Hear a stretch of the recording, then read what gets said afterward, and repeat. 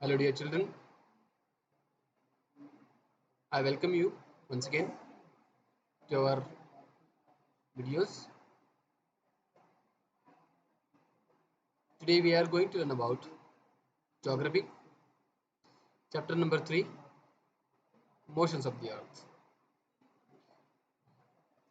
Dear children, let me tell you in the first chapter of class 6 geography, we have understood about the earth in the solar system, in which we have seen full moon, new moon, celestial bodies, stars, constellation, pole star, planets, and the distance of all planets from the sun. It means we have studied about the solar system, the sun, the planets, the moon, the meteorites, the asteroids, the galaxy, universe. And in second chapter, we all have seen about the longitudes and latitudes, in which we have tried to understand about the globe. We know that the globe is a miniature model of the earth, or we can say replica of the earth. Also, we have seen about axis, and we know that axis is an imaginary line. It is a imaginary line. We consider that earth is slightly tilted on its axis on the angle of 23.5 degrees, 23 and half degrees.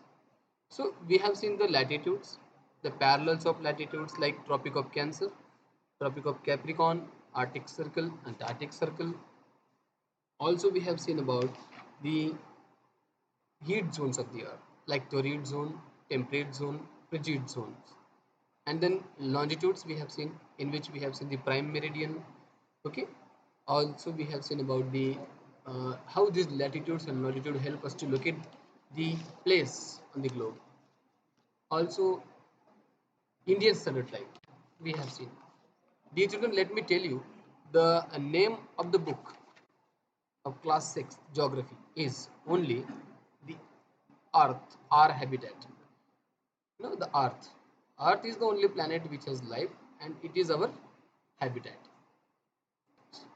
So what we have also studied about the Indian study. So in this way, these both chapters, chapter 1 and 2, we have studied about globe, axis, and all many more things which I shared with you in the past. This lesson is having motions of the earth. You know that there are two types of motions our earth has, namely rotation and revolution. Okay. Let me tell you, rotation is the movement of the earth on its axis. Look at this top. So let us understand about the rotation of the earth. I'm going to tell you the meaning of the rotation. Now, rotation means when the earth rotates around itself on its axis. Look at this top. It seems that as though a line is running through the center of the top. However, when the top stops spinning, the line vanishes. The line is disappearing from this when the top stops spinning. So we can spot the difference between the earth's axis and the axis of the top. Okay. So there is a north pole and south pole. Okay. And the axis of the top is vertical. Yes, it's exactly running from north to south pole, vertical, but the axis of the earth is slightly tilted, and it is an angle of 23 and half degrees. Okay, it is slightly tilted at the angle of 23 and half degrees. So the spinning of the earth around its axis, it is called rotation. The rotation of the earth always takes place in same direction, from west to east. Yes, from west to east it is rotation. So the spinning of the earth rotates in, we know that it is rotation. The earth takes 24 hours to spin around its axis once. Look at this ball. The side of the ball is facing the torch, is receiving light, while the opposite side is not. So while the earth rotates around its axis, only half of its surface faces the sun. Now look at my palm.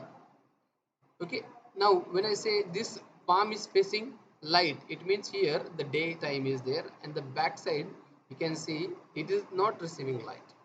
So that area experiencing the darkness. Okay, let us understand. While the earth rotates around its axis, only half of its surface faces the sun. The portion that faces the sun or receives sunlight experiences day, and the portions in darkness experiences night. So in this way we can say rotation causes day and night. Okay, rotation causes day and night. We have to understand this difference. The area of the earth, or the part of the earth, or the globe we can say, which faces sunlight experiences day, and the part which is not receiving it is in the night. So we have to understand the darkness is experiencing night and the light facing area is experiencing day. So do you know the circle that divides the day from night on the globe? What do you mean by calling it? What do you mean by this circle? This is called circle of illumination. This is a circle of illumination. The circle which divides earth into two, day and night. So look at this. When the sun is overhead at any point on the surface, the time that place is 12 noon. Okay. As the earth moves from west to east, the dark half, this dark half, west to east it moves, the dark half gradually faces the sun in this way. This movement produces dusk and dawn, the period of diffuse light between the day and night. This way. Okay. Now you can see the side has been changed and the area of facing light is also changed. The part of the day when sun sets in the west and there is still some light, it is called dusk. It is called dusk. We should understand it. The part of the day. So another word for dusk is, you can name it. If you know it, you can name it. Another word for the dusk is twilight. Okay, we call it twilight.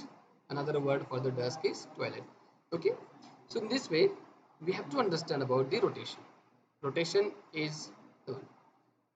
Another example I would like to tell you, when we are moving in train, the objects outside such as trees and buildings, it seems to be moving in the opposite direction, but we know that our train moves, our bus moves, but the objects are remain in the same places.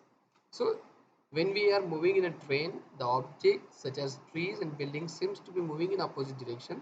However, in reality, if you understand, if you look into the matter, they are still while the train moves.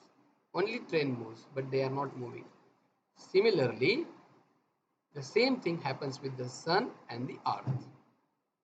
Same thing happens with the sun and the earth. Some sun's position is fixed. It is the earth that rotates from west to east. So the sun appears to rise in the east and set in the west. It seems to us. Okay. Earth is at the moving position from west to east, but the sun is at the fixed position. We should understand it.